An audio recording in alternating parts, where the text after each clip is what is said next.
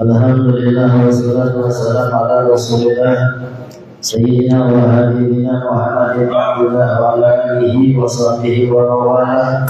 La hawla wa la quwwata illa billah. Subhanaka la ilma lana illa ma 'allamtana innaka antal alimul hakim. Rabbi shrah li sadri wa yassir li amri wa hlul 'uqdatam min lisani yafqahu qawli. Amma ba'd. Yang saya muliakan segenap para asatidz, tidak lupa sebagai pundek Kiai Haji Sudri beserta keluarga besarnya, hadirin hadirat yang dimuliakan oleh Allah Subhanahu wa taala. Alhamdulillah kita bersyukur kehadirat Allah Subhanahu wa taala atas limpahan nikmat, limpahan rahmat, sehingga pada kesempatan malam hari ini kita masih diberi istiqamah oleh Allah Subhanahu wa taala berada di majelis-majelis yang mulia, menuntut ilmu Allah, ilmu Rasulullah sallallahu alaihi wasallam. Sayyidina Ali bin Abi Thalib karramallahu wajhah, beliau mengatakan, "Man kana fi thalabil ilmi kana lil jannatu fi thalabiha." Siapa orang yang duduk mencari ilmu, maka pada hakikatnya orang tersebut dicari-cari oleh surga. Alhamdulillah. Sehingga kita yakin duduknya kita di majelis ilmu ini pada saat ini surga sedang memanggil-manggil kita. Mudah-mudahan kita semua kelak masuk ke dalam surga Allah tanpa hisab. Amin ya Allah ya Rabbal Alamin. Salawat dan juga salam senantiasa terlimpah curahkan kepada pemimpin umat manusia dunia maupun akhirat, tidak lain tidak bukan Nabi besar Sayyidina wa Maulana Muhammad sallallahu alaihi wasallam beserta keluarganya, sahabatnya, dan semoga sampai kepada kita dan kelak kita semua mendapatkan syafaatnya. Amin ya Allah ya Rabbal Alamin. Sampailah kita pembelajaran pada malam hari ini ke hadis yang keempat. An Abi Abdurrahman Abdullah bin Mas'ud radhiyallahu ta'ala anhu qala, haddatsana Rasulullah sallallahu alaihi wasallam wa huwa as-shadiqul masduq, inna ahadakum yujma'u khalquhu fi batni ummihi 40 yawman nutfatan thumma yakunu 'alaqatan mislu dhalik thumma yakunu mudghatan mislu dhalik thumma yursal ilayhi al-malak fayanfukhu fihi ar-ruh wa yu'mar bi arba'i kalimat bi katbi rizqihi wa ajalihi wa amalihi wa syaqiyyin am sa'idin. Fawalladhi la ilaha illa ghairuh, inna ahadakum la ya'malu bi amali ahli al-jannah hatta ma yakunu bainahu wa bainaha illa dhira fayasbiqu alayhi al-kitab fayamalu bi amali ahli an-nar fayadkhuluha. Wa inna ahadakum la ya'malu bi amali ahli an-nar hatta ma yakunu bainahu wa bainaha illa dhira fayasbiqu alayhi al-kitab fayamalu bi amali ahli al-jannah fayadkhuluha. Rawahul Bukhari wa Muslim. Hadirin hadirat yang dimuliakan oleh Allah Subhanahu wa taala, pada hadis yang keempat ini berkaitan dengan cikal bakal pembuatan manusia. Ya, cikal bakal terjadinya adanya kita semua muncul nongol neng alam dunia. Hadis ini diriwayatkan dari Abi Abdurrahman Abdullah bin Mas'ud. Abdullah bin Mas'ud merupakan salah satu sahabat Nabi kita Muhammad sallallahu alaihi wasallam. Beliau itu orangnya enggak tinggi, kecil. Sampai-sampai saking kocaknya malaikat Jibril pernah tertawa melihat tingkah yang dilakukan oleh sahabat Abdullah bin Mas'ud. Pernah satu hari ketika Rasul Shallallahu Alaihi Wasallam diberikan wahyu oleh Allah Subhanahu Wa Taala, yaitu turun surat Ar-Rahman. Maka Rasul Shallallahu Alaihi Wasallam mengatakan kepada para sahabatnya, ayo, siapa yang berani membacakan surat Ar-Rahman dengan suara keras di hadapan orang-orang kafir Quraisy? Maka langsung ketika itu mengangkat tangan, ana ya Rasulullah, wahai Rasul, biarkan saya yang baca ayat-ayat Al-Quran tersebut. Akhirnya berangkatlah sahabat Abdullah bin Mas'ud ini ke sekitaran Ka'bah, ke kelompok manusia-manusia orang-orang kafir Quraisy. Di hadapan mereka beliau melantangkan suara membaca ayat-ayat suci Al-Quran. Akhirnya apa yang terjadi? Orang-orang kafir Quraisy tidak terima. Bangun di antaranya Abu Jahal, datang menghampiri Abdullah bin Mas'ud dan beliau ditempeleng, lalu telinganya dipotong. Ya, ini pengorbanan menyebarkan agama Islam. Itulah sampai yang ngaji tentang udan bae lorot kabeh. Tidak mengorbankan badan kita, tidak mengorbankan apa-apa, hanya mengorbankan waktu. Ya, oleh karena itu jangan sampai kendor. Kita terus istiqomah, harapan udan, harapan panas, harapan enak, harapan belenak. Jadilah hamba-hamba Allah yang setiap hari menuntut ilmu Allah Subhanahu wa ta'ala. Kalau kita pikir-pikir, kita kembali ke zaman para sahabat, begitu banyak pengorbanan mereka untuk menyebarkan Islam. Nah, kita nggak sampai situ. Orang yang menyebarkan Islam itu enak, nggak enak, manis, pahit, ya semuanya dirasakan. Sama dengan pewaris Nabi Shallallahu Alaihi Wasallam, para ulama. Al-ulama warasatul anbiya, para ulama adalah pewaris para nabi. Ulama di zaman ini mewarisi Nabi kita Muhammad sallallahu alaihi wasallam. Yang namanya mewarisi, yang enak diambil, yang enggak enak harus diambil. Aja ngemek sing enak-enak Pak. Giliran enak dimek, giliran enak kok dikit gak. Giliran nikmat dijukur, giliran adab kok dikit gak, pikir-pikir. Naudzubillahi min dzalik.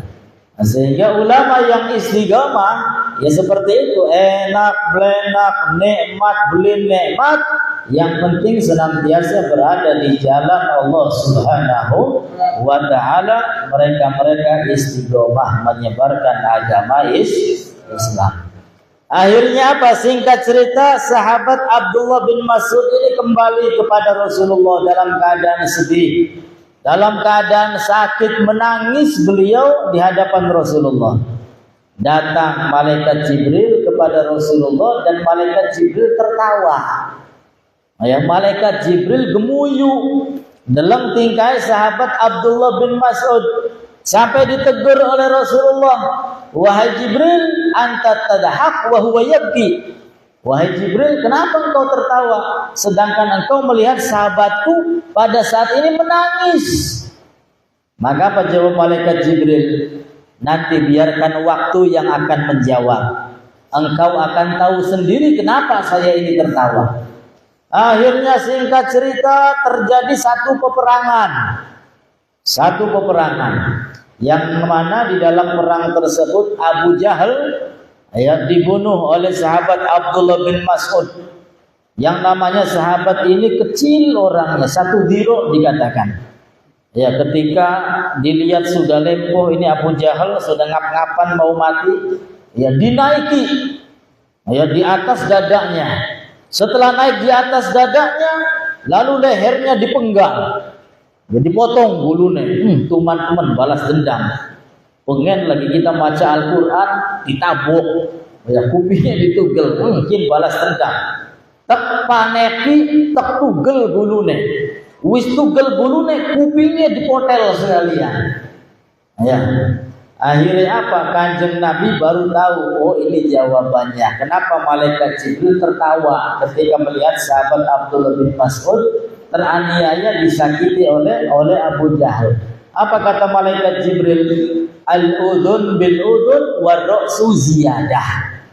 Ya, telinga balasannya telinga, kepalanya adalah bonus. Sallu ala Nabi Muhammad. Nah, itu sedikit daripada sejarah biografi sahabat Nabi kita Muhammad sallallahu alaihi wasallam yang namanya Abdullah bin Mas'ud radhiyallahu anhu. Qala haddatsana Rasulullah sallallahu alaihi wasallam. Haddatsana Rasul sallallahu alaihi wasallam wa huwa shadiqul masduq. Dan beliau Ar-Rasul sallallahu alaihi wasallam as-shadiq fi qaulihi, yang dapat dipercaya pada ucapannya. Nabi kita Muhammad sallallahu alaihi wasallam ini dikenal dengan orang yang jujur, al-amin. Jujur, dapat dipercaya. Bahkan bukan hanya sahabatnya yang iman saja yang percaya. Orang-orang kafir ketika itu percaya kepada Nabi kita Muhammad sallallahu alaihi wasallam. Ada di antara mereka menitipkan hartanya, menitipkan pedang, menitipkan kuda. Saking percayanya terhadap Nabi kita Muhammad sallallahu alaihi wasallam. As-Shadiq, Al-Masduq, yang dapat dipercaya. Ketika Nabi sallallahu alaihi wasallam menerima wahyu yang datang dari Allah Subhanahu wa taala, dan semua wahyu tersebut telah disampaikan kepada umat manusia seluruhnya tanpa ada yang disembunyikan, tanpa ada yang dikurangi. Yang datang dari Allah semuanya disampaikan kepada para sahabat Nabi kita Muhammad sallallahu alaihi wasallam. Dari sahabat disampaikan kepada tabi'in, dari tabi'in disampaikan kepada tabi'ut tabi'in, sampai hari ini tersampai kepada para ulama, para kiai, para asatid. Alhamdulillah. Sehingga wajar kalau ulama itu merupakan pewaris Nabi kita Muhammad sallallahu alaihi wasallam. Apa kata beliau? Beliau mengatakan, inna ahadakum, sesungguhnya salah satu di antara kalian, yujma'u khalquhu fi batni ummi, dikumpulkan penciptaannya di perut ibunya. Sedurung kula sampeyan kabeh lahir oa-oa nongol muncul, ya, kita semua diciptakan oleh Allah Subhanahu wa taala dengan penuh ketelitian. Ana cungure, ana matane, ana kupinge, ana segala-gala. Ya, di dalam perut ibu kita masing-masing. Arba'ina yauman nutfah. Selama 40 hari maka kita masih menjadi nutfah. Nutfah itu, ya punten maaf, air sperma. Ya, karena suami istri yang sah berhubungan badan, apa maning jagate lagi mengkenen, bus kepengen gagian balik sing ambil. Ya. Apa maning apa berapa ulang kan ya. Wah, mesti keluar apa kana. Iya. Selama 40 hari dalam keadaan menjadi sperma nutfah.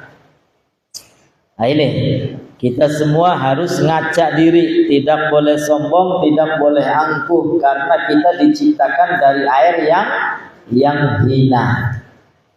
Ya, sehingga manusia ini awaluhun nutfah, dicipta oleh Allah Subhanahu wa taala dari air yang hina.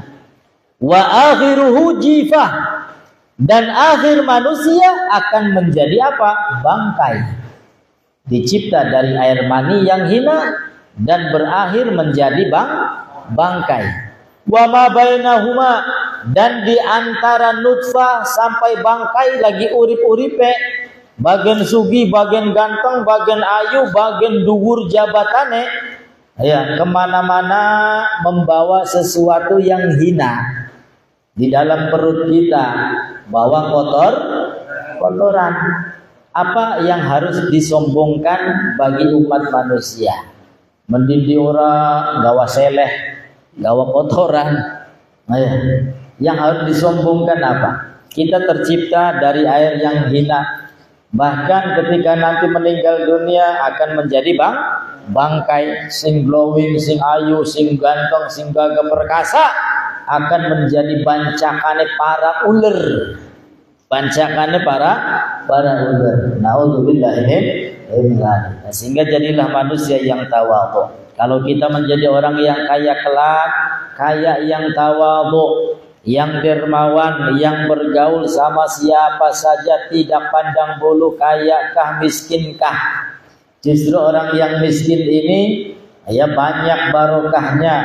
Nabi Shallallahu Alaihi Wasallam di dalam doanya, amitni miskinan, matikan saya dalam keadaan miskin, ahyini miskinan, hidupkan saya dalam keadaan miskin, kumpulkan saya kelak bersama golongan orang-orang miskin. Wong melarat ku enak, manjing surgane apa sekarang ditakoni duit li duit ya, kelambi ya bisa dihitung, umah apa maning, kontrak li duit umah, apa yang harus ditanyakan? Gak ada.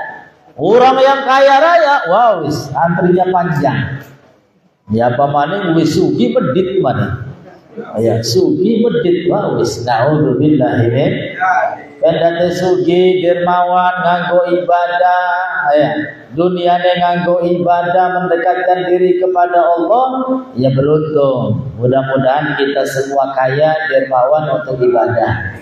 Amin ya Allah ya rabbal alamin.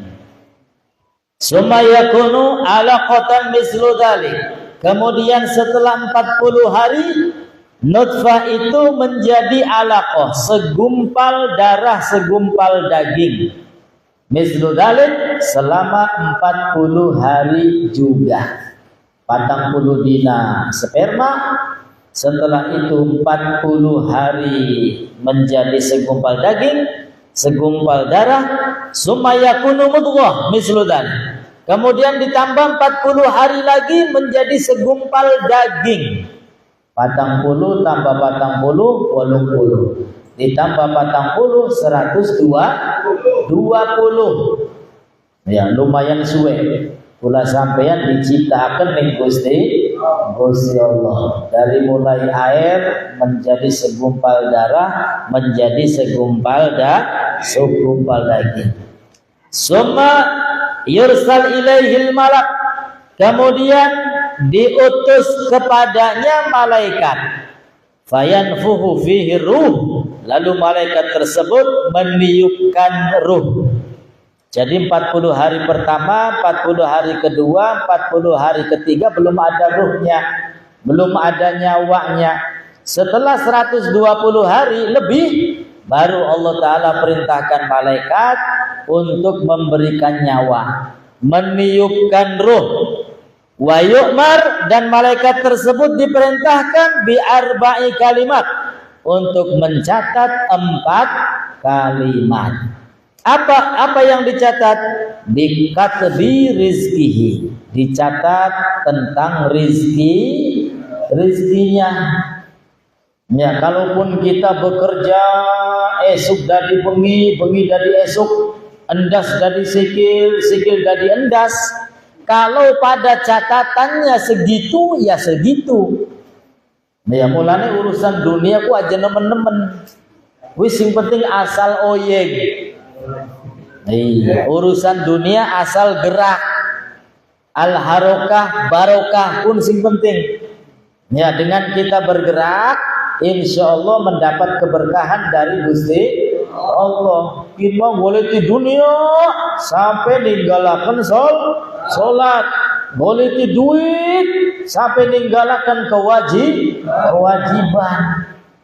Ya, barang wis dikumpulakan pirang-pirang dunia digawa mati ya beli. Biar nganggo apa?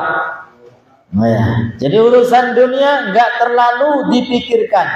Jangan terlalu kita mengorbankan urusan akhirat. Ya, wa ma min dabatin fil ardi illa 'ala Allahi rizquha. Tidak ada binatang melata di muka bumi melainkan rezekinya telah ditanggung oleh Allah Subhanahu wa taala. Wis sing penting gerak, sing penting ana usaha, sing penting nglakoni syariat. Adapun hasil itu terserah Gusti Allah. Oli alhamdulillah, beli oli alhamdulillah, karena masih banyak nikmat-nikmat Allah yang diberikan oleh Allah kepada kita selain duit. Paringi sehat alhamdulillah, diparingi hati tenang alhamdulillah. Wah, masih pirang-pirang. Kemudian yang kedua, malaikat diperintah oleh Allah untuk mencatat ajalnya, wa ajalihi. Ya, ajal kula sampean wisana catatane. Nah, dan ini menjadi rahasia Gusti Allah. Anak sing nembe cetek meninggal dunia akeh, ya durung sempet nglakoni urip ning alam dunia. Anak sing lagi ganteng-gantenge lucu-lucune meninggal. Anak sing enom meninggal. Anak sing parubaya meninggal. Anak sing dawa umure sampai 100 luwih durung mati ya pirang-pirang. Ya alhamdulillah. Namun ini menjadi rahasia Gusti Allah Subhanahu wa taala, dan jangan kita berharap sesuatu yang kita semua tidak mengetahui kapan datang ajal kepada kita. Sehingga dikatakan carilah dunia seakan-akan kamu ini hidup selawase. Yang boleh di dunia, carilah dunia seakan-akan hidup selawase. Artinya apa? Dinakin bloli masih ana sugiki. Sugiki bloli masih ana sugiki maning. Sugiki maning bloli masih ana sugiki maning. Ini urusan dunia. Tapi carilah untuk kehidupan akhirat seakan-akan besok mati. Ya kula sampean misalkan oli kabar sing Gusti Allah melalui sugiki mati. Kira-kira arpan turu bae apa arpan maca Al-Qur'an? Maca Quran. Arpan santai bae apa arep memperbanyak ibadah? Ibadah sing akeh. Sebab apa? Weruh sugiki garpan mati. Ya. Lalu yang ketiga, malaikat diperintah oleh Allah Subhanahu wa taala untuk mencatat amal perbuatannya. Mencatat amal perbuatan. Di kula sampeyan baca burda, kula sampeyan ngaji, catetane wis ana. Ya, sudah ditentukan takdirnya oleh Allah Subhanahu wa taala. Dan yang keempat, saqiyin am sa'id. Allah taala perintahkan malaikat tersebut untuk mencatat fulan bin fulan tergolong orang yang bahagia atau sebaliknya, orang yang celaka, penghuni surga atau sebaliknya, penghuni neraka. Ini semua telah ditentukan oleh Allah Subhanahu wa taala. Telah ditakdirkan oleh Allah Subhanahu wa taala. Namun takdir ini kadang-kadang bisa dirubah. Dengan apa? Dengan memperbanyak doa. Takdir bisa dirubah dengan apa? Dengan sedekah. Sing maune umure 80 karena dia rajin sedekah oleh bonus. Dirubah oleh Allah menjadi 150 tahun. Iya. Bisa dirubah dengan sedekah, bisa dirubah dengan doa. Ya, makanya ketika nisfu Sa'ban ini umat Islam kumpul, ya, berdoa kepada Allah Subhanahu wa taala, minta rezeki yang halal, minta takdir yang baik-baik, yang bagus. Ya, karena ketika itu catatan-catatan amal manusia disodorkan kepada Allah setiap 1 tahun sekali. Ya, kalau diiringi dengan doa, insya Allah Allah Ta'ala menakdirkan untuk kita amal perbuatannya baik-baik, rizkinya banyak dan barokah. dan kelak insyaallah sa'adah menjadi penghuni surga. Amin ya rabbal. Fawalladzi la ilaha ghairuh, maka demi zat yang tidak ada Tuhan selain Allah Subhanahu wa taala, inna ahadakum, sesungguhnya salah satu di antara kalian, la ya'malu bi amali ahlil jannah, sungguh melakukan amalan penduduk surga, hatta ma yakunu bainahu wa bainaha illa dhira', sampai dia itu sangat dekat dengan surga, saking dekatnya dengan surga, ya tinggal sejengkal lagi menuju surga. Fayasbiq alaihil kitab, maka mendahului kitab. Fayamalu bi amali ahli nar, lalu dia melakukan kelakuan penduduk neraka. Fayadkhuluha, maka dia masuk ke dalam neraka. Ini namanya mati dalam keadaan su'ul khotimah. Dari mulai kecil ibadah, remaja ibadah, tua terus-terusan ibadah, harapan mati mabok. Harapan mati ngado jago, harapan mati zina. Ya, misalkan. Tapi kata ulama, yang seperti ini sangat-sangat jarang. Ya, sangat-sangat jarang. Kalau dari kecil ibadah, remaja ibadah, tua ibadah, maka bisa dipastikan matine husnul khotimah. Ya, jadi yang su'ul khotimah, yang dimulai ibadah, harapan mati je.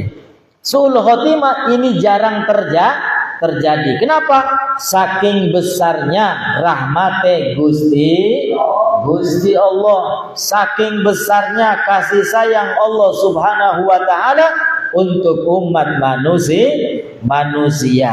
Tapi ya memang ada, tapi bisa dihitung jarang sekali. Ya, oleh karena itu kita ini jangan pernah aman. Ya, jangan pernah kita ini kelak masuk surga. Jangan pernah merasa kelak kita ini matinya husnul khotimah. Jangan. Kata ulama, enggak boleh kita merasa aman dari kematian, merasa aman sehingga enak-enakan menjadi penghuni surga. Enggak boleh. Akhirnya apa? Karena merasa aman matinya husnul khotimah, merasa aman ibadah terus-terusan, ya akhirnya menyepelekan perintah Gusti Allah. Ya, melakukan sesuatu yang dilarang oleh Allah Subhanahu wa taala. Na'udzubillahi min dzalik.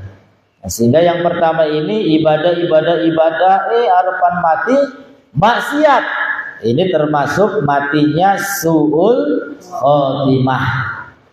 Ya, karena nilai manusia ini tergantung akhirnya. Kalau akhirnya baik, maka dia akan menjadi penghuni surga.